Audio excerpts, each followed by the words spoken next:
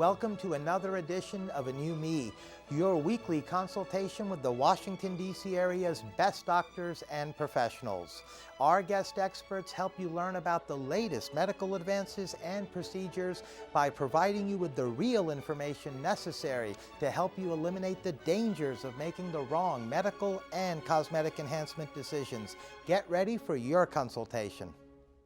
Coming up, we will be on location at Naylors Court Dental Partners in Pikesville, Maryland, discussing the benefits of pediatric dentistry with one of this area's leading dentists, Dr. Jennifer Virmani. Dr. Virmani received her dental degree from the University of Michigan and is a member of the Academy of General Dentistry and the American Dental Association, among other organizations. Welcome, Dr. Virmani. Thank you. It's a pleasure to have you on our program as well. We've already interviewed your husband, Dr. Virmani, who educated us on the various benefits of dentistry and from the general to the cosmetic side and the various treatment options that so many of us can benefit from. And we're honored to have you with us to enlighten us on the benefits of pediatric dentistry. And on that note, I wanted to begin by asking you if you can please tell us, Dr. Virmani, the importance of pediatric dentistry and what are your thoughts on that? Well, I think it's important to get the children in early, at least to be screened and see if there are any problems that they do have or if the parents have any questions. And a lot of times at a young age, 80% of the children that we see are doing fine and we encourage them, but it lets us catch that other 20% where things need to be corrected when they're younger.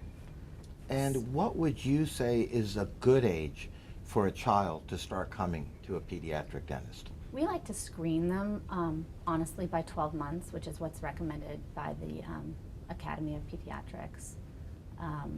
Definitely by age 3.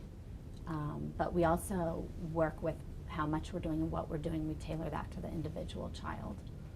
And what types of problems do you see in a lot of the kids that come to your practice? What are you noticing as far as dental problems? I think the number one concern still is dental caries, which are cavities, resulting from the bacteria and the sugar intake. Oh, so cavities are still number one. I know years ago they were when I was a youngster.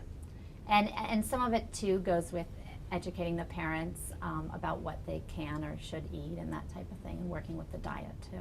And for the folks out there that are watching, the parents, what would you recommend that they can maybe do at home that would help their child dental health?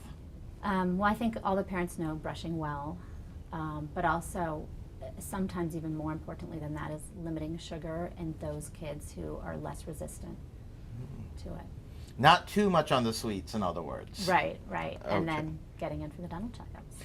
And I wanted to ask you, as far as what would you recommend to the parents out there as far as maybe having their child also see an orthodontist? Because there's a certain age where while they continue coming to a pediatric dentist like yourself throughout their childhood, but there is a certain age where they should also see an ortho, just Absolutely. In case they're developing certain crookedness in their teeth and things along those lines, right? Absolutely. And now, just to correct, I'm not a pediatric dentist, but I'm a general dentist who just loves children and loves to work with them. So I do see a lot of pediatric patients.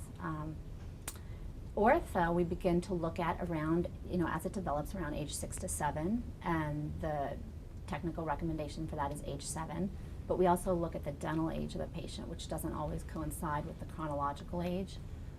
So we look at how the teeth are come in, and we know kind of which teeth are present when the orthodontists want us to get the patients over to them to be seen. Okay.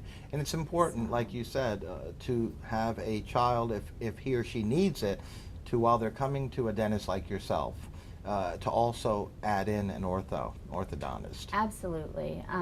Not just for, of course they'll straighten the crooked teeth, but some children have teeth that become blocked out by the baby teeth staying in too long, and they take different turns and directions. So the earlier we can get them over to the orthodontist, they can actually do treatments to decrease the crowding and the treatment needed later on.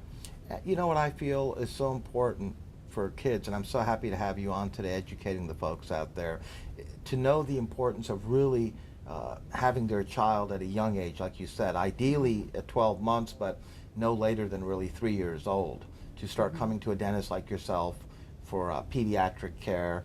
And it really, I would think, from what you've educated us about today, it helps us not only the child as a child, but we're talking about a prevention approach is utilized also by going to a dentist at a young age for the rest of one's life as far as maintaining good dental health.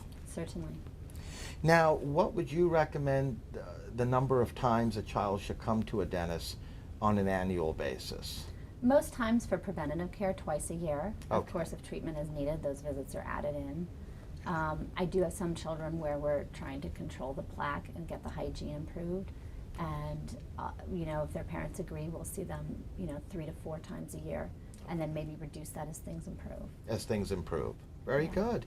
Now, we're literally out of time, but I wanted to ask you for your thoughts on my next question, and that is your practice here, Naylors Court Dental Partners in Pikesville, Maryland, has certainly developed a very good reputation for taking care of their patients and excellence in dental care, not only from the adult side, but from the kid side as well. And I wanted to just ask you what you feel is a big part of that separates you all from many other practices.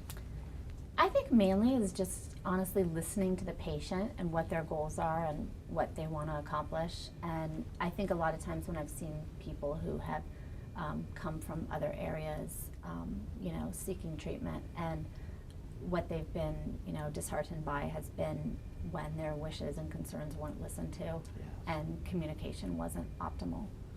So I think if you can work with them and really listen to them and treat them as an individual, you know, people stay happy. So. Well, on that note, I'd like to thank you, Dr. Virmani, for joining us, enlightening us on the benefits of pediatric dentistry, not to mention the importance of it, and being a guest on our program. Thank you. It was our pleasure.